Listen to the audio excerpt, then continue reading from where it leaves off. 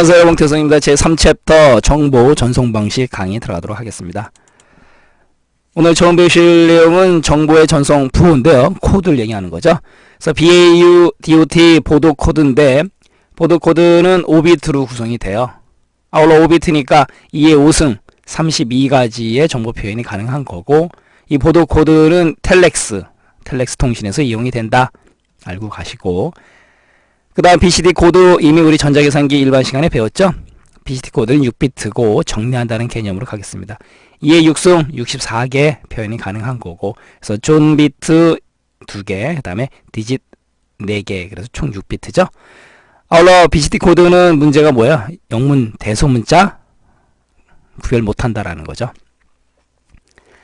아스키 코드는 7비트, 우리 아스키 77만개 통신도 못해, 기억나시죠? 그래서 데이터 통신에서 이용이 된다라는 거고, 또 7비트다라는 거. 아울러 아스키 코드는 전혀 일본어하고 상관이 없어요. 발음이 좀 비슷하죠. 아스키 일본어랑. 하지만 아메리카 스탠다드 코드다, 미국 표준 코드다. 그것도 조심하시고, 2의 7승이니까 이제 128가지 표현이 가능한 거고, 존 3비트, 디짓 4비트. 아울러 이제 아스키 코드는 영어 대소문자 구분 가능한 거고, ABCD는 BCD의 확장이죠. 그래서 8비트, 그래서 존, 디짓 둘 다 4비트, 4비트고, 2의 8승이니까 256까지의 정보 표현이 가능하다. 그래서 범용 컴퓨터에서 사용이 되는 거죠. 그래서 보도 코드 하나만 좀 신경 쓰시면 되죠. 5비트 코드로서 텔렉스 통신에서 이용이 된다. 그 외 BCD, ASCII, ABCD는 이미 우리가 배운 내용이니까. 이번에는 이제 전송인데, 시리얼 트랜스미션, 그럼 이제 직렬 전송을 뜻하는 거예요. 그래서 직렬 전송이라는 건 뭐냐면, 각 비트들이 하나의 전송 선로를 통해서 순차적으로 전송하는 거. 그게 바로 시리얼이고, 통신 설치 비용이 저렴하고 원거리 전송이 적합해요. 직렬 전송은. 하지만 이제 전송 속도는 느리다라는 거고, 그래서 데이터 통신에서 사용이 된다라는 거. 뭐가 직렬 전송. 병렬 전송은 이제 패러럴 트랜스미션이라고 하는데, 각 문자를 구성하는 각 비트들이 각각의 전송 선로를 통해서 동시에 전송이 되는 거죠. 병렬이기 때문에. 그래서 송수신기가 단순, 전송 거리에 따라서 전송로의 비용이 증가할 수도 있다는 거. 그 다음 전송 속도는 빨라요. 왜? 병렬로 가기 때문에. 그래서 컴퓨터와 주변 기기 사이에 통신에서 병렬 전송이 사용이 된다는 거죠.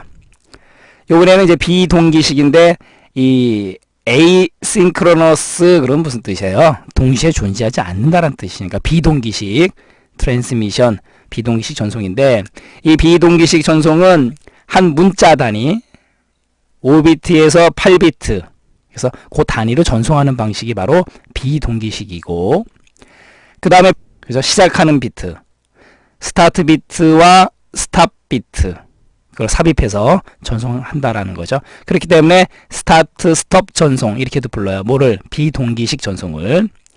각 문자 사이에는 유효 시간이 있을 수 있고요. 아이들 타임이 있을 수 있고, 그래서 1200bps 또는 1800bps 이하, 그냥 통틀어서 2000bps 이하의 낮은 전송 속도에서 사용되는 게 바로 비동기식이다라는 거고, 아울러 주파수 프리퀀시죠. 주파수 계속 나오고 있죠.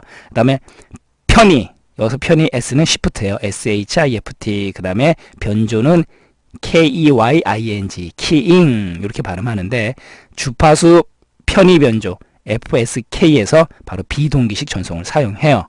그래서 비동기식 전송의 특징, 맞다 틀다 구분 잘 하셔야 되겠죠.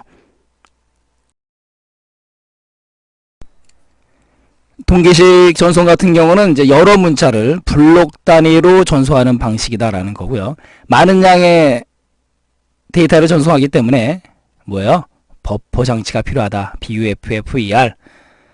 아울러 이제 대부분의 통신 프로토콜이 바로 동기식 전송을 사용하는 거고, 동기식 같은 경우는 2400bps 이상의 고속 전송에서 이용이 돼요.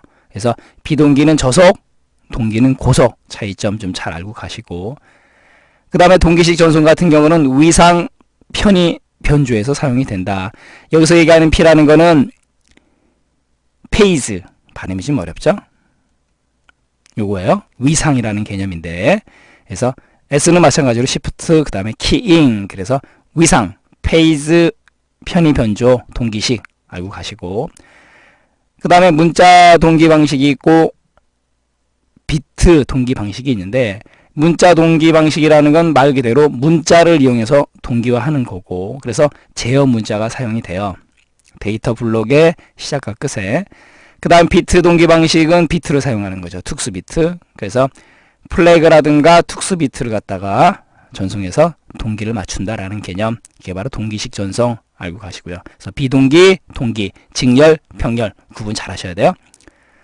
그 다음에 이제 혼합 동기식 같은 경우는 동기식 전송처럼 송수신, 주고받는 축이 서로 동기 상태가 되어야 된다라는 거고, 아울러 비동기 전송처럼 스타트, 그 다음에 스탑 비트를 가져요. 그러니까 이제 짬뽕 된 거죠. 아울러 유효 시간이 존재하고 각 문자 사이에, 그 다음에 비동기 전송보다는 빠르다라는 거죠. 부호화라는 거는 이제 인코딩이라고 하는데요. 모든 영어 단어 앞에 en이 들어가면 만들다. 우리 전자계산기 일반 시간에 배웠었죠. 인코드, 그럼 부호화. 그래서 인코더 그러면 코드는 부호, 암호 이런 뜻이 있듯이. 그래서 부호화는 정보 또는 신호를 현재 정보나 신호가 아닌 다른 형태로 변화시키는 과정. 그걸 갖다가 부호화, 인코딩. 그죠? 그렇게 얘기하는 거고. 그 다음에 모듈레이션, 변조, 우리 모뎀 할 때 배웠었어요. 그래서 디지털 또는 아날로그 부호화된 신호를 전송 매체가 전송할 수 있도록 특정 주파수나 대역폭을 갖는 신호로 생성해주는 과정. 그래서 변화시킨다라는 거죠. 그래서 모듈레이션, 변조. 반대 개념은 디모듈레이션. 이미 배운 내용이고. 그래서 이제 변조 방식인데 이게 좀 조심하실 게 있어요. 아날로그 정보인데 결론적으로 아날로그 신호죠. 아날로그 신호 같은 경우는 변조 방식이 세 가지가 있는데 AM, FM, PM입니다. 그러니까 이건 종류별로 구분만 좀 잘 하시면 돼요. 아울러 신호 변환 장치는 전화기라든가 이제 케이블 TV가 있는데 가겠습니다. 아날로그 변조 방식 AM, FM, PM인데 아날로그 데이터의 아날로그 부호화 변조 방식 같은 경우, 자, 진폭 변조가 있어요. 앰플리튜드 그러면 진폭이란 뜻이 있어요. 진폭, 모듈레이션, 그게 약자죠. 그래서 AM, 앰플리튜드의 AM, 진폭. 그래서 반송파의 진폭을 변조한다. 그래서 AM, 진폭 변조. 그 다음에 프리퀀스, 주파수죠. 프리퀀시 모듈레이션. 그럼 뭐예요? FM은 주파수 변조. 됐죠? 그 다음에 PM은 페이즈, 방금 전에 배운 거 위상이죠. 페이즈 모듈레이션. 그래서 PM 위상 변조. 됐죠? 그래서 아날로그 데이터의 아날로그 부호화 같은 경우는 진폭, 주파수, 위상, AM, FM, PM 이렇게 세 가지가 있어요. 됐죠? 종류 맞다 틀리다 구분 잘 하셔야 돼요. 그 다음에 아날로그 정보를 디지털 신호, 이거는 PCM이라는 게 있고요. 잠시 후에 자세히 배우기로 하고, 코덱이라든가 이제 PCM이고, 디지털 정보인데 아날로그 신호, 이거는 ASK, FSK, PSK인데 이거는요, A 앰플리튜드, F 프리퀀시, P는 페이즈 같아요. S는 시프트고 K는 KEYING, 키잉이에요. 잠시 후에 배울 때 또 하기로 하고요.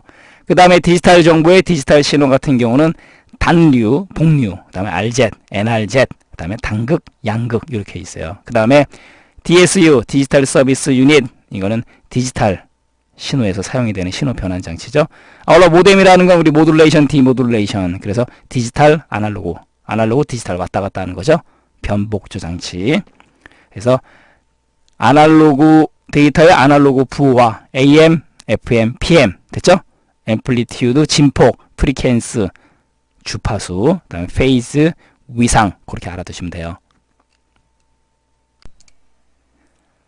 아날로그 데이터의 디지털 부호화, PCM이 있는 거죠. PCM은 펄스 코드 모듈레이션인데 아날로그 신호를 디지털 펄스로 변환한 다음에 전송한다는 얘기죠. 그 다음에 수신 측에서 이걸 받은 다음에 다시 원래 아날로그 신호로 환원시켜주는 방식이다. PCM. 그 다음 PCM 변조 과정 같은 경우는 아날로그 데이터를 표본화, 샘플화 한다는 얘기죠. 그 다음에 양자화, 수량화하고 그 다음에 부호화, 복호화, 그 다음에 여과시켜서 다시 원래대로 돌아가는 거죠. 아날로그 데이터로 돌아간다. 그래서 이 순서도 좀 조심하셔야 돼요. 표양, 부봉여 이렇게 알아두시면 되죠. 그 다음 PCM은 좋은 점이 누화, 잡음, 진폭의 변동이 강해요. 아울러 전송 레벨의 변동이 없어요. 하지만 점유 주파수 대역폭이 크다라는 거 조심하시고, 그 다음에 10분할 다중화 방식에서 사용이 되고요. 아날로그 데이터의 디지털이기 때문에 음성 데이터를 디지털 데이터로 표현할 때 사용한다라는 거. 이번에는 이제 디지털 데이터의 아날로그 부호와 요거는 이제 이미 우리가 약자를 알고 있기 때문에 ASK, A는 뭐야? Amplitude, 진폭 배웠잖아요. 그 다음에 Shift는 편의, 그 다음에 키잉, 변조. 그래서 ASK 300bps 저속 모뎀에서 사용이 되는 거고, 진폭, Amplitude 요거는 좀 외워주시고요. 그 다음에 주파수 FSK 뭐예요? 프리퀀시 주파수 마찬가지로 Shift 키잉. 그래서 주파수 편의 변조 1200bps 이하의 비동기식 모뎀에서 사용되는 방식이고, 그 다음에 PSKP 페이즈 그죠? Shift 키잉. 그래서 위상 편의 변조. 그 다음에 위상 편의 변조 PSK 같은 경우는 2400에서 4800 bps의 중속 모뎀에서 사용이 되는 거고, 그 다음에 이제 시험 문제 나온 적이 있는 게 바로 얘죠. 진폭 위상 변조. 쿼드레처 그러면 이제 위상이라는 개념이 있는 건데, 앰플리튜드 그러면 이제 진폭 위상, 얘를 먼저 번역을 해요. 그래서 진폭 위상 변조 같은 경우는 QAM 이렇게 불러요. 그래서 4800 bps 이상의 고속 모뎀에서 사용이 되는 거고, 시험 문제에서는 어떻게 나왔냐면 이렇게 나왔어요. 진폭과 위상을 변조하는 방식, 전송하는 방식 무엇이냐? QAM 이렇게 영어 약자로 나옵니다. 됐죠? 조심하시고요. 그래서 ASK 진폭 편의, FSK 주파수, PSK 위상, QAM 쿼드레처도 위상이라는 뜻이 있기 때문에, 그 다음에 앰플리튜드 그래서 진폭을 먼저 번역해서 진폭 위상 변조. 그 다음에 이제 디지털 데이터를 디지털 부호하는 거. 그래서 베이스밴드 전송 또는 기저 대역 전송 이렇게도 얘기를 해요. 그러니까 종류만 좀 신경 쓰세요. 단류, 그 다음에 복류, 그 다음에 RZ, 리턴 투 제로.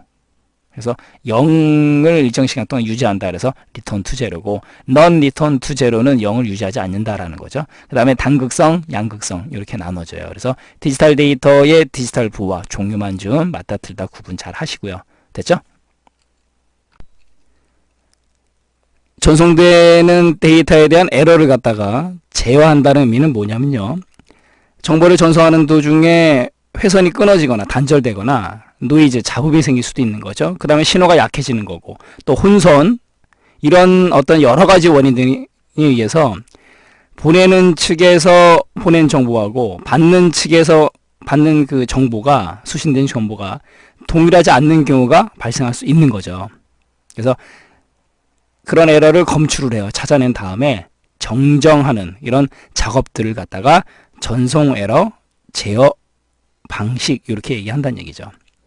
그래서 첫 번째로 배우실 게 이제 전송 제어 문자인데, 그런 전송되는 도중에 에러가 있을 수 있으니까 제어하는 문자를 만들어서 쓰겠다라는 거죠.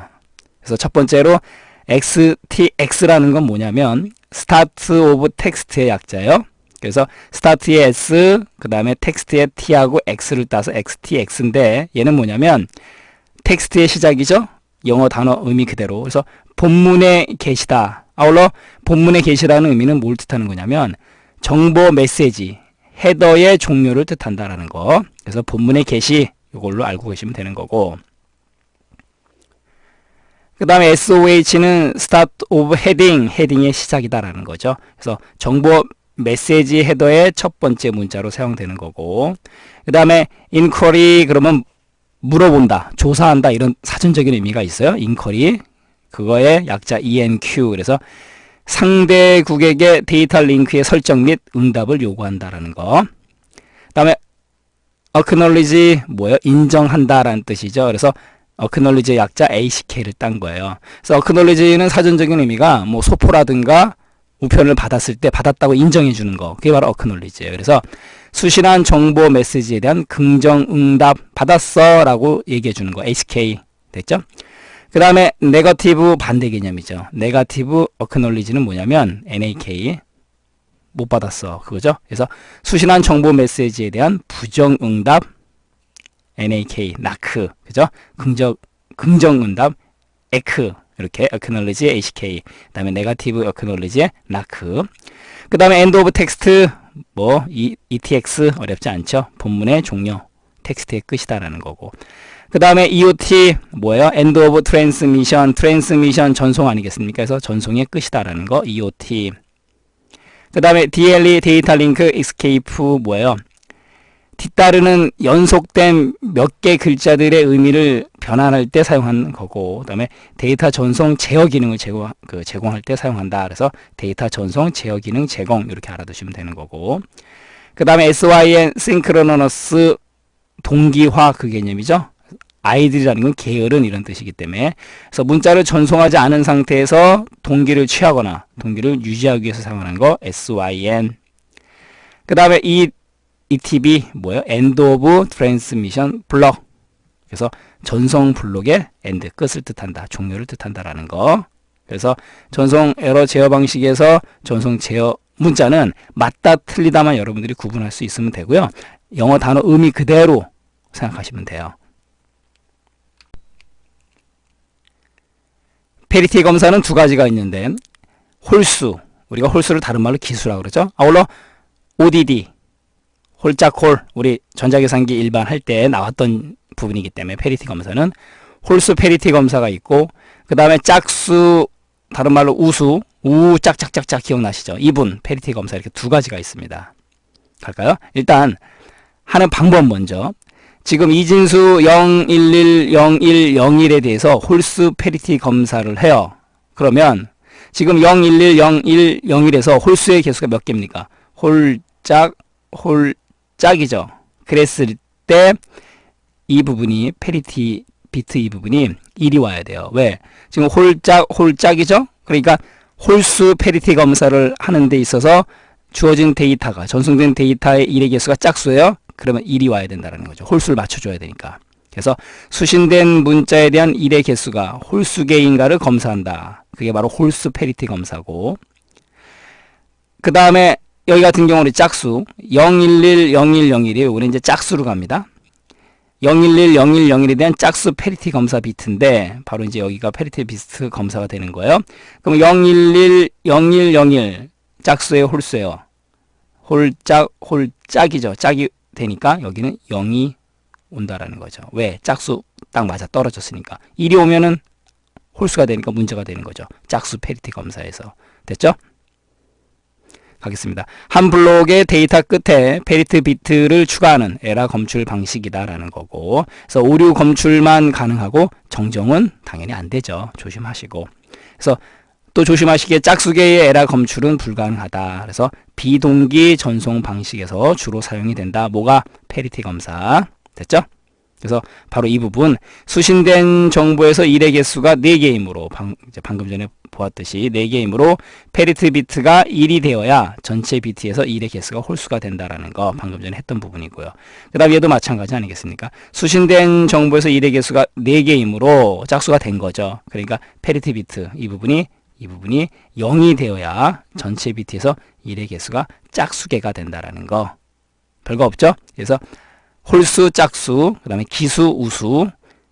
홀수는 기수, 아드, ODD. 그 다음에 짝수, 우수, 이분. 이렇게 또 나타낸다는 거 조심하시고, 오류 검출만 가능하다. 정정은 안 된다라는 거.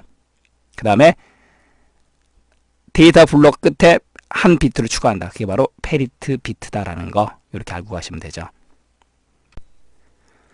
블록섬 체크. 그래서 이제 BSC 약자를 이렇게 나타내는데요. 블록 합을 체크하겠다라는 개념이죠. 그래서 페리티 검사의 단점을 보완한 거고, 그래서 각 문자당 페리티 체크 비트, 그리고 전송 프레임의 모든 문자들에 대한 페리티 문자를 갖다 함께 전송해주는 방식, 바로 블록 합 검사. 이렇게 알고 가시면 되는 거고, 그 다음에 이제 CRC 뭐예요? 리던던시 그럼 남아도는 그런 뜻이에요. 그래서 순환 잉여 검사라고 하는데 CRC 검사 다항식 코드를 사용한다. 요거 좀 신경 쓰시고요.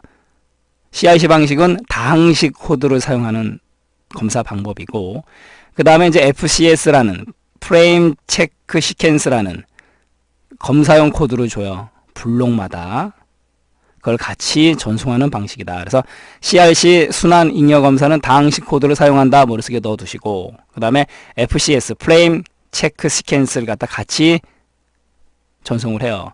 그럼 이 FCS는 뭐 하는 거냐면 받는 쪽에서 수신 측에서 수신된 전체 데이터 가운데서 정보 프레임만 대상으로 해서 보낸 측과 동일한 알고리즘, 그죠? 당연히 같은 알고리즘을 사용해야 되겠죠. 같은 알고리즘에 의해서 프레임 체크 시퀀스를 계산을 해요. 그래서 이게 같으면 에러가 없는 거고 같지 않으면 에러가 생긴 것으로 판단한다라는 거예요.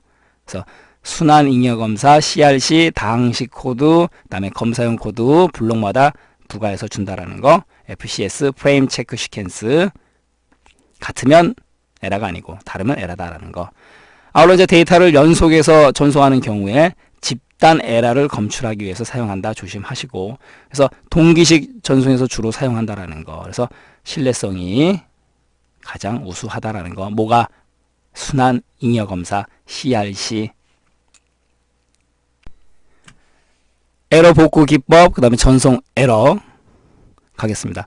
자동 재전송 방식이라서 ARQ라고 하는데요. ARQ가 뭐냐면 automatic 그러면 자동이고 repeat 그럼 무슨 뜻이에요? 반복하다. 그래서 여기서는 재전송이라고 이제 번역을 하는 거고 request 요구하는 거죠.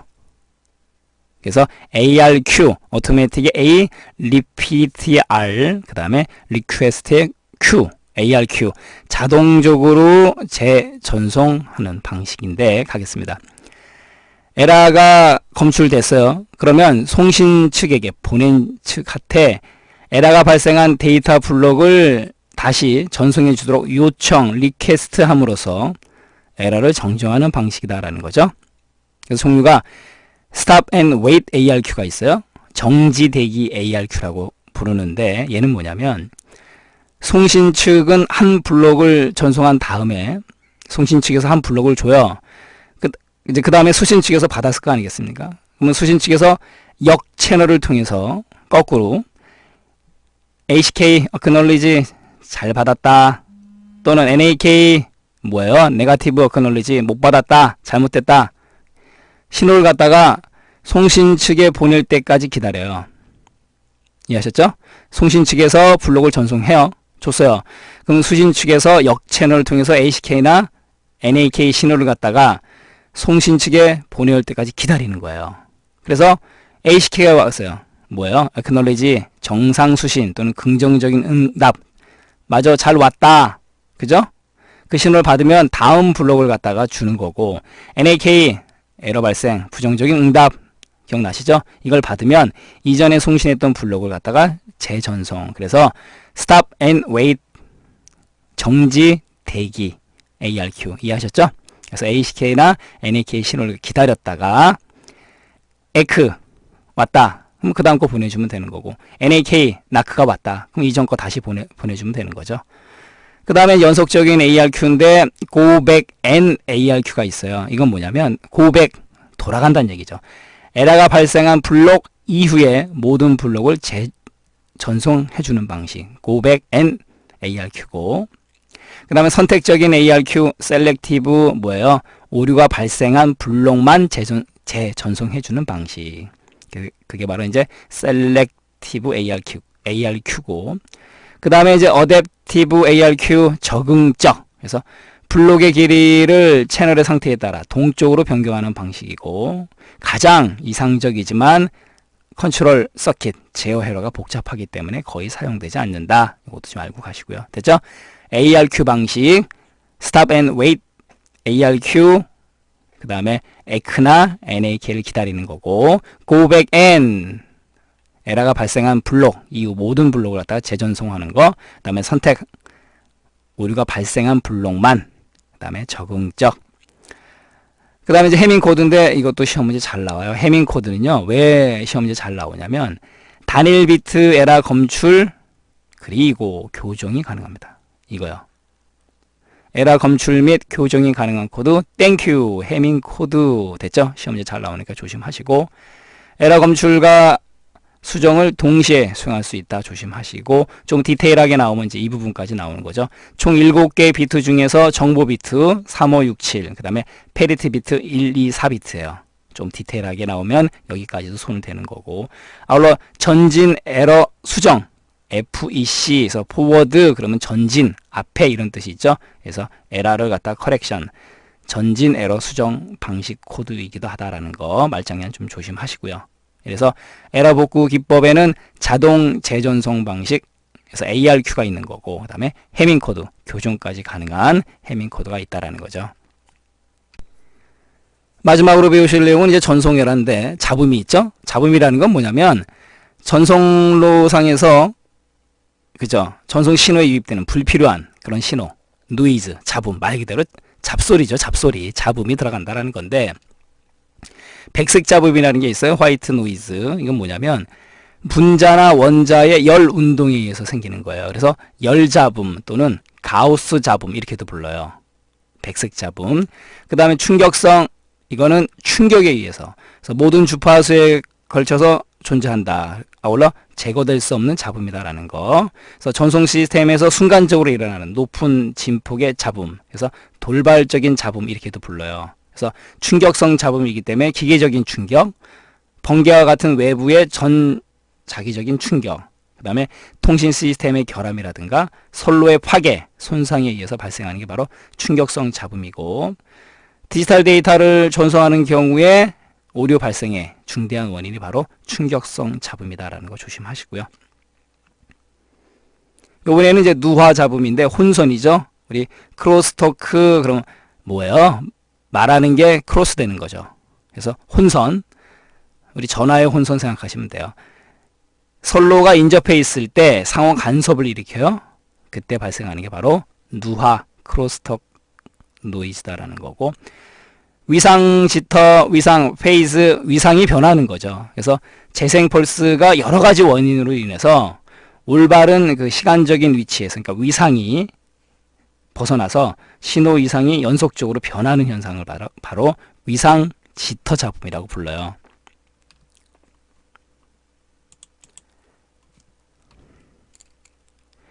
감쇄라는 거, 어테뉴에이션, 감쇄 뭐예요? 신호가 줄어드는 거죠. 거리가 멀어질수록 전자적 신호의 세기가 점차적으로 약해지는 현상이다라는 거. 그래서 아날로그 신호는 증폭기를 사용해서 신호를 갖다가 리커버리, 회복해 줘야 되는 거죠. 그 다음에 디지털 신호는 리피터라는 것을 이용해서 비트 정보를 복원해 준다라는 거. 됐죠? 아날로그 신호는 증폭기, 디지털 신호는 리피터. 그 다음에 디스토션, 그럼 뭐예요? 왜곡, 찌그러지는 걸 뜻하는 거죠. 그래서 주파수 성분들의 특성에 의해서 원래 신호가 다른 형태로 일그러지는, 찌그러지는 현상을 갖다가 디스토션, 왜곡이라고 그래요. 우리 무왜곡 조건할 때 배웠잖아요. LG = RC 기억나시죠? 그 다음에 전송 에러율 마지막으로 좀 말씀드리고 가겠습니다. 송신한 전체 정보수 분의, 그죠? 송신, 보낸, 그 다음에 수신한 에러 정보의 수. 그래서 송신, 보낸 전체 정보수 분의 수신했을 때 에러 정보수 곱하기 100을 해주면 바로 전송 에러율이 계산이 된다라는 것도 좀 맞다틀다 뭐 구분할 수 있을 정도로만 알아두시면 되겠죠. 자, 이렇게 해서 우리 전송 에러까지 강의해 드렸고요. 우리 다음 4챕터 정보통신 설비 시간에 뵙도록 하겠습니다. 감사합니다.